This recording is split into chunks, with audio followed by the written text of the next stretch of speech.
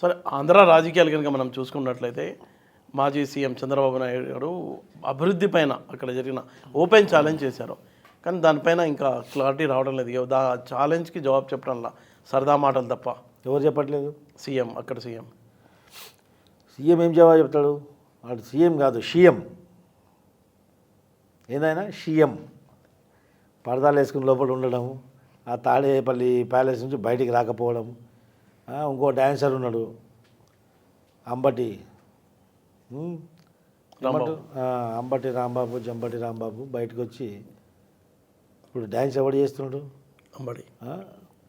ఏం వ్యాఖ్యలు అంటే, డిక్కీ బలిచిన కోడి అంట చికెన్ షాప్ ముందు తొడగొడితే ఏం జరుగుతుందంట, వాడు బట్టి కోసేయడం జరుగుతుందంట. మళ్ళీ నీకేమైంది రవి?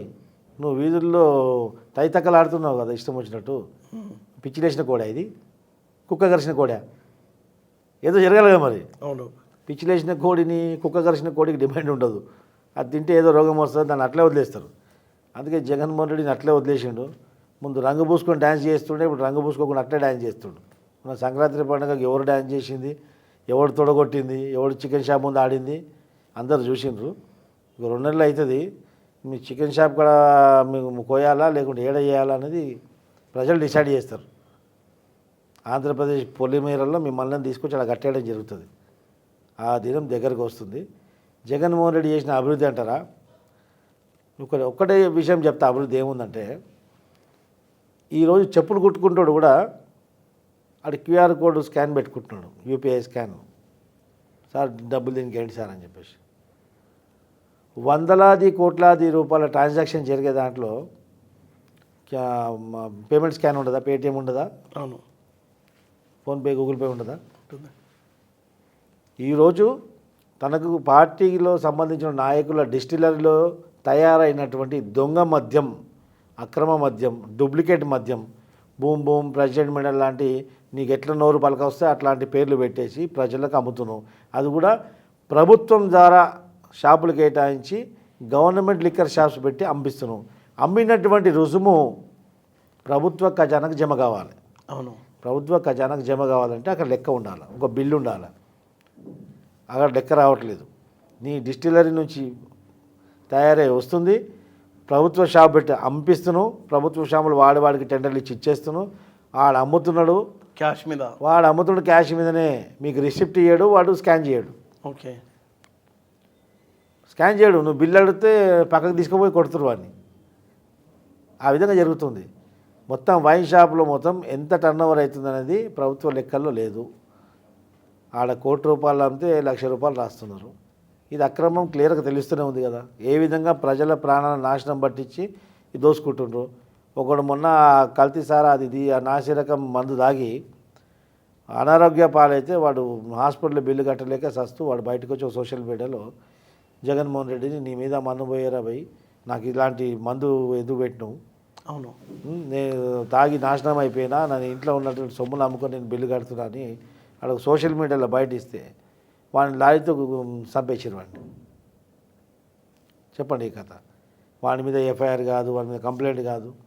ఇలాంటి ఒక గ్యాంగ్ తయారు చేశారు అనమాట. బందిపోడు దొంగల గ్యాంగ్ తయారు చేశారు. ప్రభుత్వ వ్యతిరేకంగా ఎవరు మాట్లాడితే, ఎవరు ప్రశ్నిస్తే మనం గొంతు నొక్కేయడం, పోలీస్ని సొంత సెక్యూరిటీ గార్డ్ లాగా వాడుకోవడం, వ్యవస్థలని సిఐడి లాంటి వ్యవస్థలను ఉసగల్పడం, ఎస్సీ ఎస్టీ కేసులు పెట్టడం. అభివృద్ధి అంటే ఇది. వాళ్ళ అరాచకంలో అభివృద్ధి జరిగింది. ప్రజల సంక్షేమంలో, ప్రజలకు భవిష్యత్తులో, ప్రజల యొక్క విద్యాపరంగా, వైద్యపరంగా, ప్రజల ఆరోగ్యంగా, ప్రజల యొక్క మానాలకు అభివృద్ధి కానీ వాళ్ళ రక్షణ కానీ ఎక్కడ లేదు. ఆంధ్రప్రదేశ్లో అభివృద్ధి జరిగిందంటే వాళ్ళ అరాచకం అభివృద్ధి జరిగింది అంతే తప్ప నిజంగా వాళ్ళ అభివృద్ధి చేస్తే రమ్మనండి, ఏ సెంటర్లోకి వస్తారు రమ్మనండి.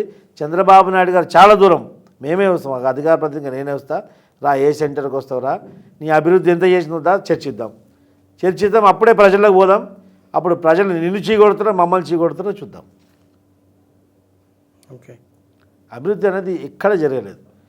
రోడ్లు కానీ ఎక్కడ కానీ గుంతలలో రోడ్లు ఎత్తుకునే పరిస్థితి ఉంది ఆ రోజు. ఇంకెక్కడ అభివృద్ధి కనిపిస్తుంది? వ్యాపార సముదాయం అంతా, వాణిజ్య సముదాయం అంతా కూడా వేరే రాష్ట్రాల్లో వలసపోయింది. ఇప్పుడు మళ్ళీ జగన్మోహన్ రెడ్డి బై ఛాన్స్ జగన్మోహన్ రెడ్డి మళ్ళీ వస్తే ఉన్నటువంటి కూలీలు కూడా బయటకు వెళ్ళిపోతారు. కూలీలు ఇంట్లో పనిచేసే వాళ్ళు కూడా బయటికి వెళ్ళిపోతారు. సగం రాష్ట్రం అంతా కూడా ముసలి వాళ్ళు, చేతగాని వాళ్ళు అక్కడ ఏదో తిండి వరకు వచ్చేటారు. తెలంగాణలో మహబూబ్ నగర్లో మరి అయిపోద్దా?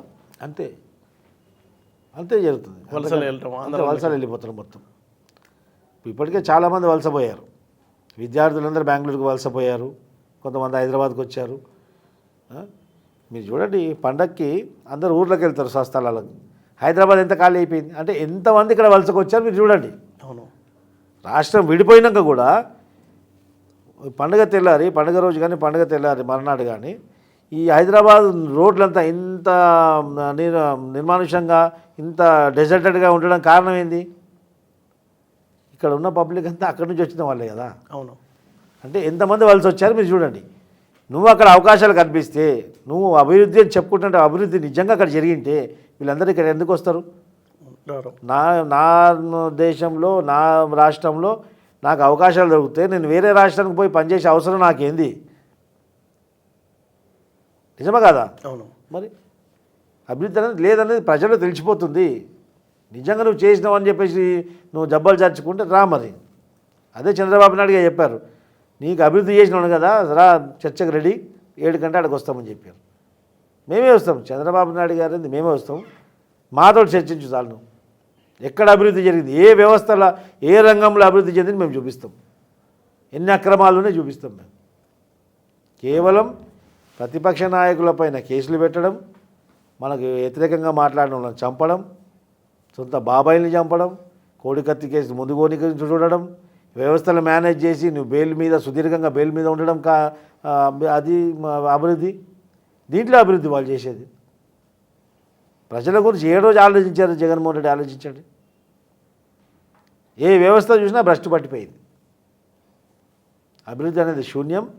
రానున్న 2 నెలల్లో ప్రజలు ఏ విధంగా జవాబు చెప్పబోతుందో మనం అందరం చూస్తాం. ఆ తర్వాత మేము తెలుగుదేశం పార్టీ అధికారంలోకి వచ్చిన తర్వాత అప్పుడు ఏ విధంగా పరిపాలించాలో, ఏ విధంగా రాష్ట్రాన్ని పునర్నిర్మించాలో అప్పుడు కింద ముక్కు రాయించి చూపిస్తాం.